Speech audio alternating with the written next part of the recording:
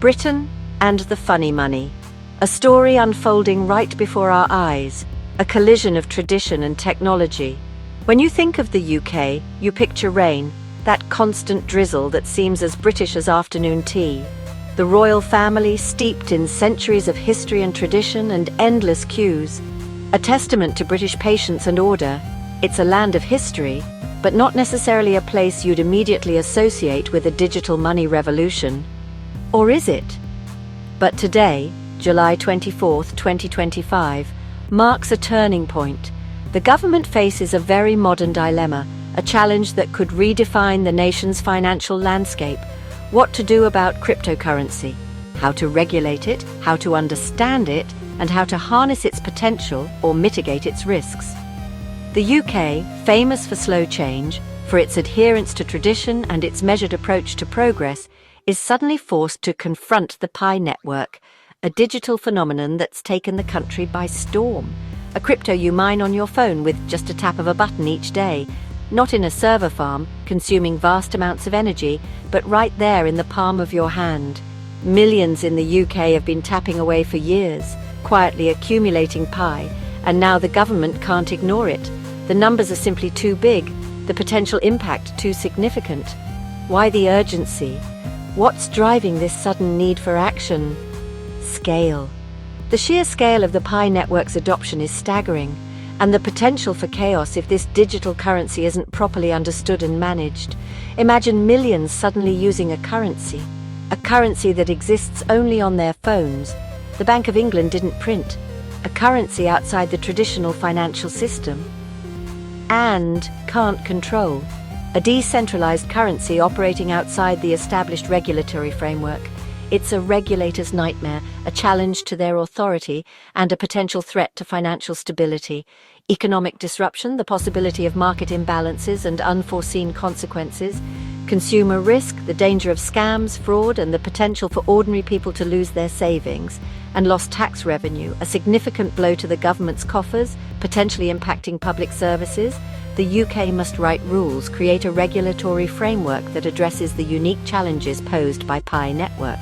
For a game still being invented, a technology that's constantly evolving and changing shape, decisions made now could set a global precedent, influencing how other countries approach the regulation of digital currencies, either legitimizing digital assets, paving the way for wider adoption and innovation, or crushing them with bureaucracy, stifling innovation and driving the technology underground. It's a high-wire act, a delicate balancing act between fostering innovation and protecting consumers. Over a tank of economic uncertainty, with the potential for significant repercussions if the wrong move is made. And we're all watching, eager to see how the UK navigates this complex and rapidly evolving landscape. So grab your tea, settle in, because this is about to get interesting. The future of finance, the role of digital currencies, and the fate of the Pi network in the UK are all on the line. Let's talk about the Pi network, a digital currency that's captured the attention of millions worldwide. It promises a new way to engage with cryptocurrency, but is it a genuine innovation or just another flash in the pan? We're going to delve into the details and explore what makes Pi network tick. You've seen the posts, "Join my Pi team, we'll be rich."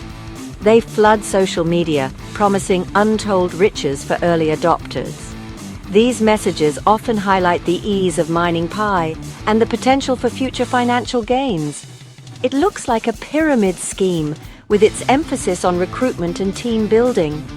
The structure certainly raises eyebrows and prompts questions about the sustainability of the model.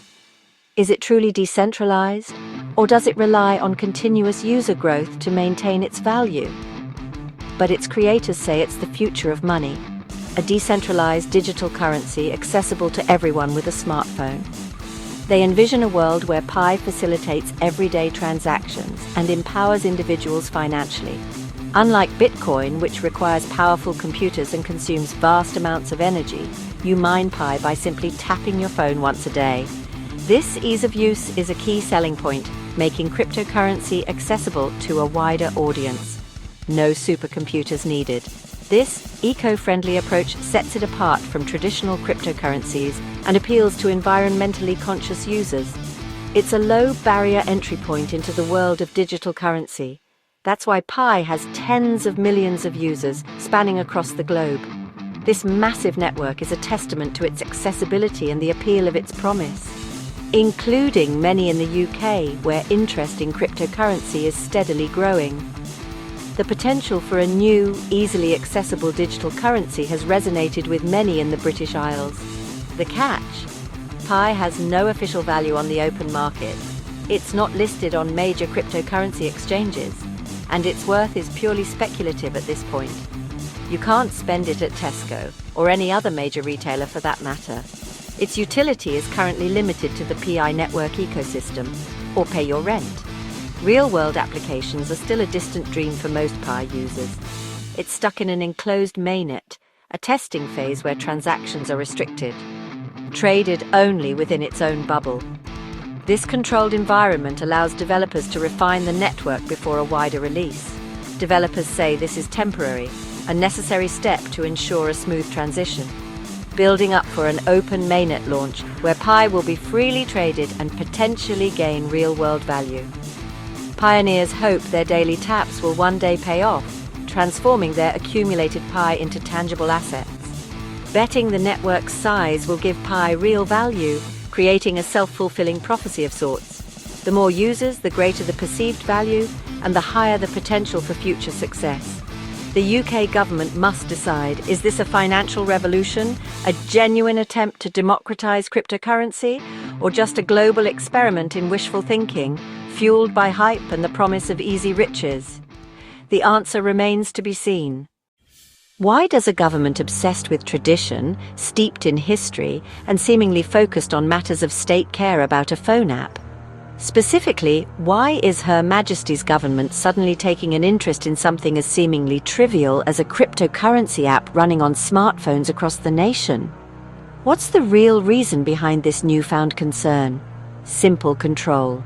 It all boils down to the fundamental principle of maintaining control over the financial landscape.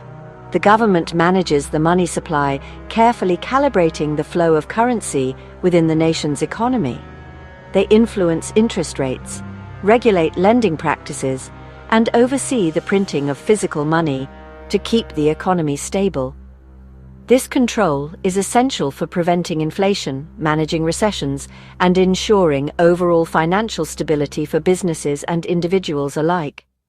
Cryptos like Pi threaten that control by offering an alternative financial system that operates outside the traditional banking infrastructure and governmental oversight, creating a shadow economy outside the system. This parallel financial universe can be difficult to track, regulate, and ultimately control. The big worry: taxation. The government relies on tax revenue to fund essential public services. If money moves unseen, it can't be taxed, meaning a significant portion of economic activity could slip through the cracks. Bad news for public services. Reduced tax revenue translates directly into cuts for vital programs like healthcare, education, and infrastructure. Then there's consumer protection.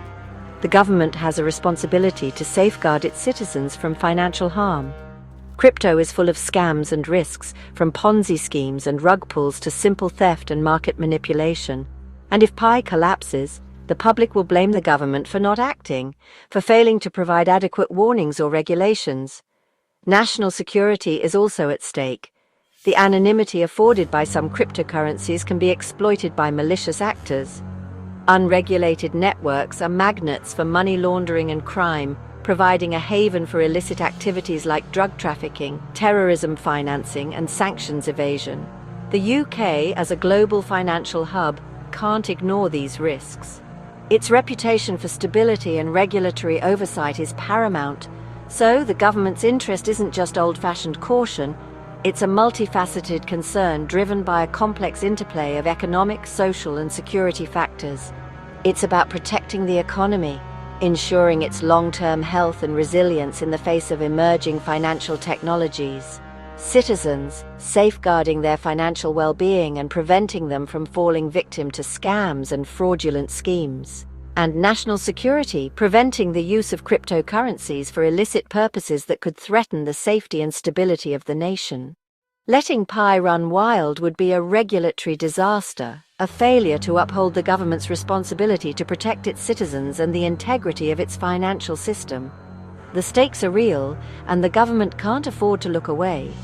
The potential consequences of inaction are simply too significant to ignore. That's why they're paying attention now, scrutinizing the rise of Pi and other cryptocurrencies with a watchful eye, ready to act if necessary to protect the interests of the nation. If you think Pi's progress is slow, try making a law in Britain. It starts with a consultation paper. We don't know what to do. Any ideas? Experts, companies, and the public weigh in. Months pass. Next comes a white paper, the government's first draft of the rules, how to classify Pi, who will regulate it. Then, lawyers draft a bill, hundreds of pages of legalese. The bill goes through parliament debates, amendments, and political wrangling. If it survives, it gets royal assent, a ceremonial rubber stamp. This whole process can take years. For fast-moving crypto, that's a problem. By the time the law is ready, the tech may have changed.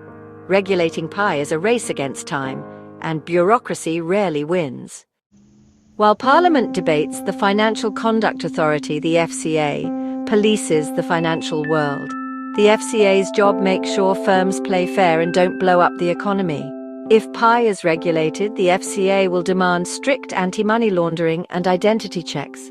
Pi's own KYC process may not meet UK standards, and if it fails, Pi could be blocked. The FCA also hates hype.